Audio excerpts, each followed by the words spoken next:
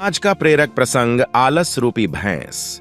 एक बार की बात है, एक महात्मा अपने शिष्य के साथ एक गांव से गुजर रहे थे। दोनों को बहुत भूख लगी थी। पास में ही एक घर था। दोनों घर के पास पहुंचे और दरवाजा खटखटाया।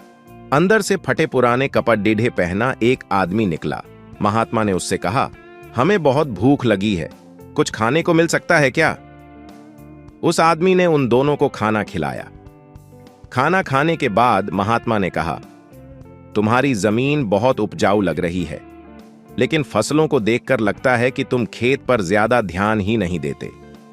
फिर तुम्हारा गुजारा कैसे होता है? आदमी ने उत्तर दिया, हमारे पास एक भैंस है जो काफी दूध देती है, उससे मेरा गुजारा हो जाता है। रात होने लगी थी, इसलिए महात्मा शिष्य सहित वहीं रुक गए।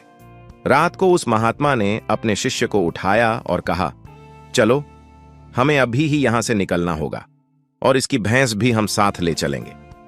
शिष्य को गुरु की बात अच्छी नहीं लगी, लेकिन करता क्या? दोनों भैंस को साथ लेकर चुपचाप निकल गए। यह बात उस शिष्य के मन में खटकती रही। कुछ सालों बाद एक दिन शिष्य उस आदमी से मिलने का मन बनाकर उसके गांव पहुंचा। जब शिष्य उस खेत के पास पहुंचा तो देखा खाली पड्ढे खेत अब फलों के बगीचों में बदल चुके थे। उसे यकीन नहीं आ रहा था। तभी वह आदमी सामने दिख गया।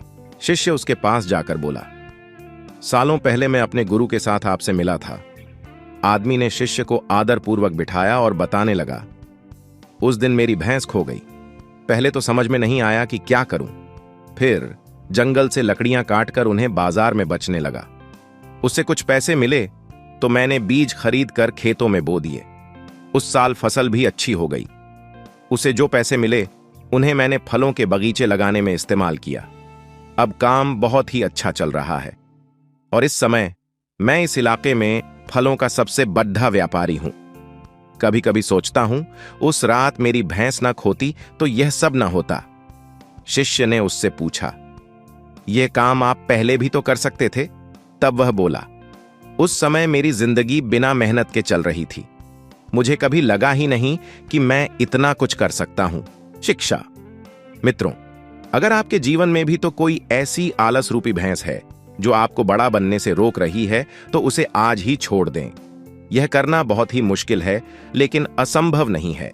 सदैव प्रसन्न रहिए। जो प्राप्त है पर्याप्त है। जिसका मन मस्त है उसके पास समस्त है। वीडियो को लाइक और शेयर करें, चैनल को सब्सक्राइब करें। धन्यवाद।